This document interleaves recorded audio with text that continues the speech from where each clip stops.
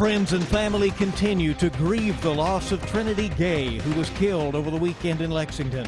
You'll hear from some of her classmates just ahead on WKYT News at noon. Someone is passing fake $100 bills in southern Kentucky, a sheriff being one of the victims. It's going to be another warm one the rest of the afternoon. Possible record temperatures today, and then we jump off toward mid and late week. We're going to be looking at showers and thunderstorms in the forecast and much cooler conditions by your weekend. I'll have that coming up.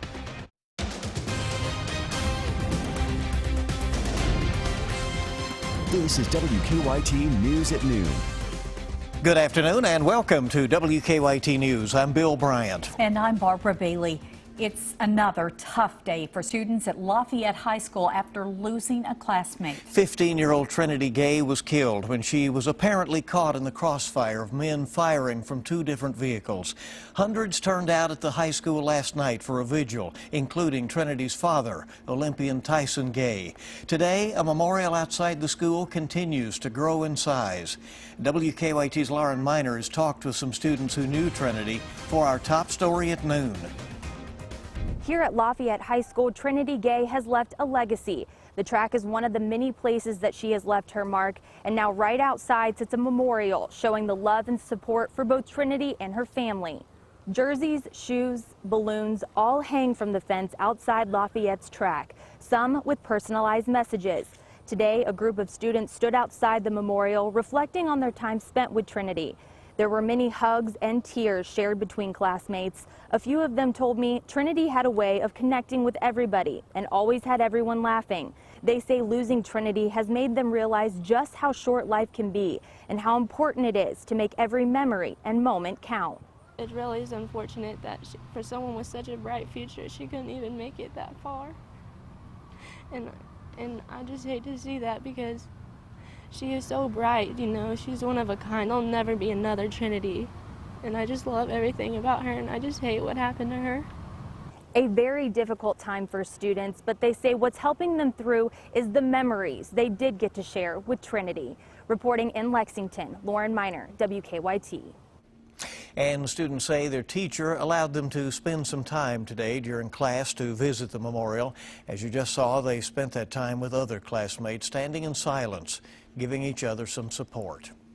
In the wake of Trinity's death, her family is pleading for an end to the violence.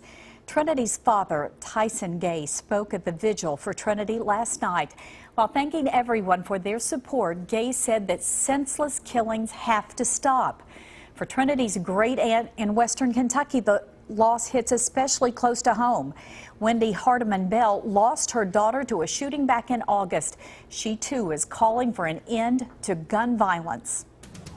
For the latest updates in the case, go to WKYT.com or our app, which you can download for free in the App or Google Play stores.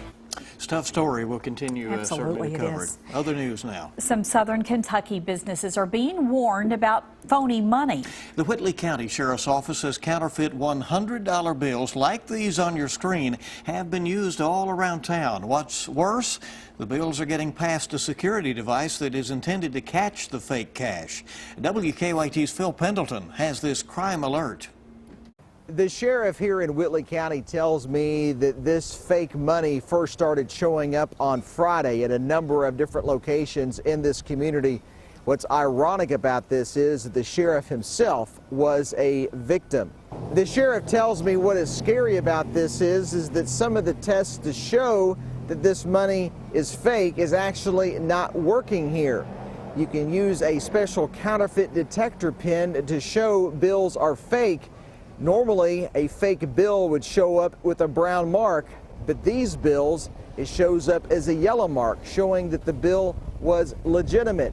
The sheriff says that someone actually used fake money to pay their property taxes. We're in the process of eliminating individuals that paid with $100 bills. We have to rely on the memory of the clerk that took the bills. Sheriff Harrell tells me that fake bills were also passed at a number of businesses throughout this community, ironically passed at dollar stores. Police continue to investigate. They're trying to review who passed this fake money. In Whitley County, Phil Pendleton, WKYT. Phil, thank you very much. The sheriff there says his clerks did use the marker test on the fake bills that were passed at his office, and only when they were taken to the bank did they show up as counterfeit.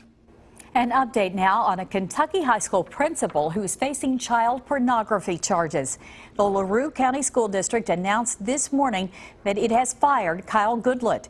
The former principal is accused of distributing, possessing, and viewing child porn. A Fort Campbell soldier was killed after being stung by wasps and then walking out into traffic. Investigators told the Tennessean that the 21-year-old was under the influence after a party. They say he was confused and broke into a landscaping company and then put his hand into a wasp's nest. And that's when police say the soldier called 911, saying he was being chased, apparently by the wasps. 15 minutes later, police got a call that a pedestrian had been hit.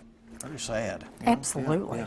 Well, turning to our weather now, we're close to record high temperatures for the day, but some big changes are on the way. Let's roll with it, right? WKYT meteorologist Micah Harris is live at our First Alert Weather Center. Yeah, we're seeing many locations right there in the 80s already this afternoon. And look, all we have to do is rise another 6 degrees here in Lexington, and we'll actually tie a record. It's amazing to see this type of warm air slide in here. Anywhere I go, grocery store, gym, just walking around the neighborhood, that's what everybody's talking about, is how warm it is outside. That's number one. Number two is we just haven't seen much rain out and about. And there's the look across the area. It looks good.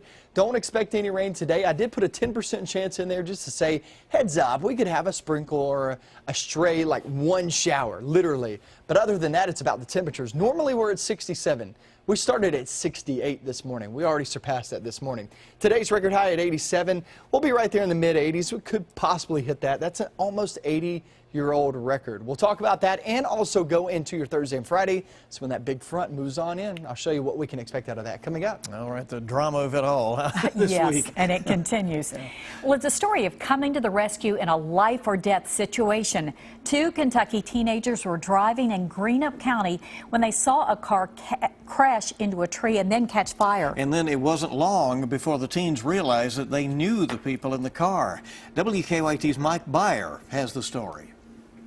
These 2 teens are heroes. It surprised me what I did. I really didn't think I'd do what I did. Last Sunday, Brad Blevins and Bradley Miller, students at Raceland High School, were driving on Caroline Road in Flatlands when a speeding car tried to pass them from behind. When he came around us, he started fishtailing. The driver lost control, went off the road, and crashed into a tree. Brad looks over at me and says, 911, 911. None of us knew who it was at first. But it didn't take long for Blevins and Miller to realize that the 2 people in the wrecked vehicle were their classmates. That's when it went through my mind, oh my God, these are our best friends. First thing I remember, I woke up, there's just fire all over the place. The driver was ejected from the car, but Brandon York remained trapped in the passenger seat while the car was smoking. The whole car was smoking. And I look up, and there are flames shooting out from the engine compartment.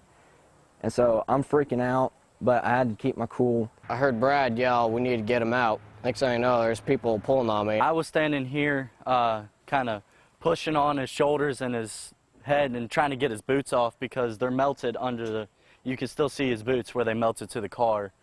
And Brad was pulling him with all of his might. And I just pull as hard as I can. And I just kept pushing and pushing and pushing. And I pull him out. Fighting to save York's life, the 2 teens were finally able to pull their friend to safety. Soon after, the car exploded. As soon as I got him to my truck and sat him down, I heard the explosion. It was just a big fireball. By the time first responders arrived, the flames were massive. And if not for the quick thinking by Blevins and Miller, their friend would have been trapped in those flames. I wouldn't be here today if it wasn't for them. I was going to get them out one way or another. We have a little bit of strength in all of us, and you just have to be able to find it. Mike Byer, WKYT. Amazing the way they went into action when they needed to. Now, the 2 students who were injured in the crash are recovering, but they're back in school now. And the teen who was driving suffered a bruised lung, and York suffered a broken arm. But again, they really jumped into action at the right time, obviously just moments before tragedy. Incredible story. Deputies are on the lookout after a surveillance camera caught a thief stealing a wreath from a church. Who steals a wreath? Nobody would steal a wreath. This video from Faith Assembly of God in Laurel County shows a man taking the wreath right off the front door of the church and putting it in the bed of a black truck. The pastor of the church has a message for whoever stole it. We could have made him a wreath. No problem. Some ladies in church would love to do that. So if they're watching, bring that one back. We'll make you one. No hard feelings. Laurel County deputies say every theft, no matter what was stolen, should be taken seriously. Well, new Clinton email leaks, and Donald Trump's wife talks about the sexual allegations against her husband. We'll have the latest campaign news and a lot more coming up on WKYT News at noon, Kentucky's #1 midday news. Welcome back to WKYT News at noon. It's just 3 weeks until that election. It'll all be over, right? Amazing. 3 weeks from today. Well, WikiLeaks just dropped another batch of hacked emails from Hillary Clinton's campaign manager. And yet it's another headache for the Democratic nominee. But it does not appear at this point to be hurting her in the polls. Now, meanwhile, Donald Trump continues to sound the alarm for what he's calling a rigged election. Greg Boswell has the latest on the campaign. The latest CBS News poll shows Hillary Clinton with a 9-point lead over Donald Trump in a four-way race. That's up from just 4 points 2 weeks ago. But the poll was taken before the latest release of FBI documents related to Clinton's email scandal. In particular, an interview with an FBI employee who says he felt pressured to change a classified email from Clinton's server to unclassified as part of a quid pro quo between the FBI official and Undersecretary of State Patrick Kennedy. In exchange, the employee said State would reciprocate by allowing the FBI to place more agents in countries where they are presently forbidden. The State Department says nothing happened. Any really assertion that this was somehow tit for tat or a quid pro quo exchange of in that manner really, frankly, is insulting. This is worse than Watergate. But Trump disagreed. This is felony corruption by any standard. Undersecretary Kennedy needs to resign. Trump is polling far behind Clinton among female likely voters. His numbers are down since several women have come forward claiming he sexually assaulted them. Melania Trump told CNN her husband is the victim of a liberal conspiracy to cost him the election. It was NBC, it was Access Hollywood, it was left-wing and left-wing media. Trump and Clinton face off in their final debate tomorrow night in Las Vegas. Craig Boswell, CBS News, the White House. Now, Trump has 2 rallies today in Colorado. Clinton has not made any public events since Friday. Back in Kentucky, a union leader says contract talks are resuming today as workers remain on strike at 2 Jim Beam facilities here in Kentucky. The workers say they're being overworked and they want the company to hire more people to keep up with the production demands. About 250 workers at Beam distilleries in Claremont and in Boston walked off their jobs Saturday. There's been no comment so far from the company. And Lexington-based Fazoli's wants to hire hundreds of new employees today. It's part of the Italian restaurant chain's National Signing Day. It's being held at more than 100 of its restaurants. If you're interested, you can apply for jobs, interview, and possibly even be hired on the spot. All 7 Fazoli's restaurants in Lexington are taking part. You can apply for jobs until 6 o'clock tonight. All right, so that's underway right now. And there's still a lot more news coming up on WKYT here at the noon hour. Scientists have confirmed that there is an ultraviolet glow that existed on Mars. More on what that means coming up in just a few minutes. Another good looking day. We're watching those temperatures, see how high they get for record warmth today. And then we're watching a blasting cold front roll through here later on in the work week and off into your week. And I'll show you how low those numbers go coming up. Now, your zone by zone forecast with meteorologist Micah Harris. Now we're really getting those temperatures up there. Very gusty winds outside, anywhere from 15 to 25 miles per hour. The strongest gust at this moment, gusts, not sustained winds, but gusty winds, 39 miles per hour there in Nicholas County. I mean, it is really going outside. Pretty much anywhere you see those trees going in the breeze right there. In the foreground, in the background, mixture of sun and clouds. We're going to hold on to that all afternoon. We're at 81 degrees right now in Lexington, 79 coming in at Frankfort.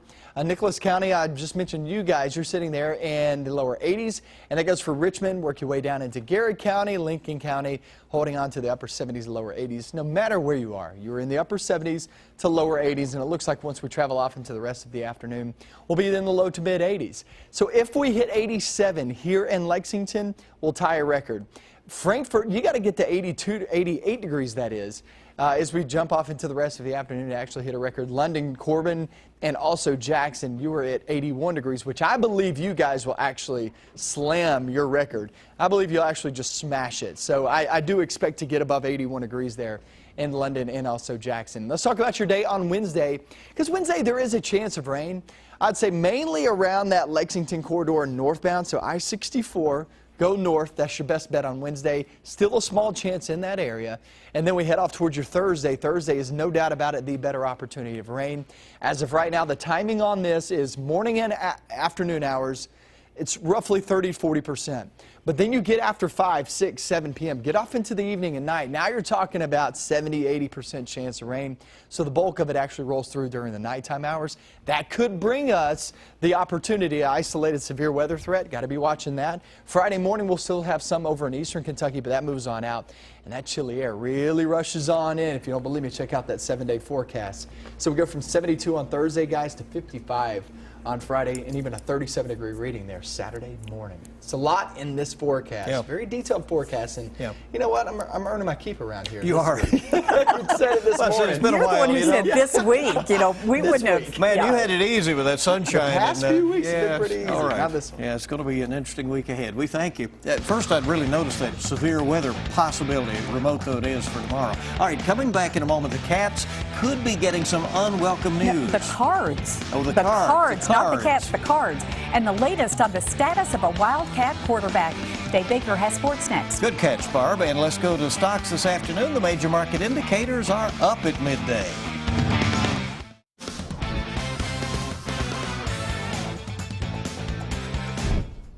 From the moment Drew Barker left Commonwealth Stadium on a cart, there have been rumblings that his injury was more complicated and might not easily heal. It's been 4 weeks since he left that New Mexico State game with an injured back. Last week, Mark Stoops said he didn't expect Barker to play against Mississippi State, which leads to the question, will he be back at all this year? Not going to rule it out yet, so I'm not ready to make that decision. Or, you know, the doctors aren't ready to make that decision. The update is it's about the same. You know, no big jump one way or the other. Boy, that does not sound clear at all. Does not sound good. The Cats are back in action Saturday at Commonwealth against Mississippi State. It's a 7:30 kickoff on the SEC network.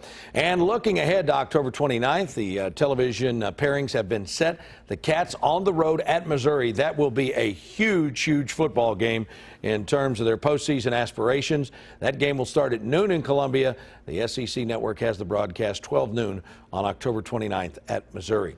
The Courier-Journal reporting that the NCAA is expected to give Louisville a notice of allegations of violations in its men's basketball program later this week. Some say it could come as early as Thursday. Those sources say that's when the NCAA is expected to make those allegations public. The university, as things go, would get a heads up before that. And then typically what the NCAA has done is to hold a teleconference to let the media and the public know exactly what those allegations are. No official word yet from the university, but again, sources telling the Courier-Journal that could happen as early as Thursday. Well, word coming yesterday afternoon that the Indiana Pacers cut UK forward Alex Poythress. Poythress had signed a free agent contract in August. That's not unexpected. He was cut, though. He's expected to play for Indiana's D-League team in Fort Wayne, and that's the experience he needs to make a run at the NBA. And the 21st ranked UK volleyball team, they swept Ole Miss over the weekend to earn its 12th straight win. The Wildcats now a perfect 8-0 in the SEC.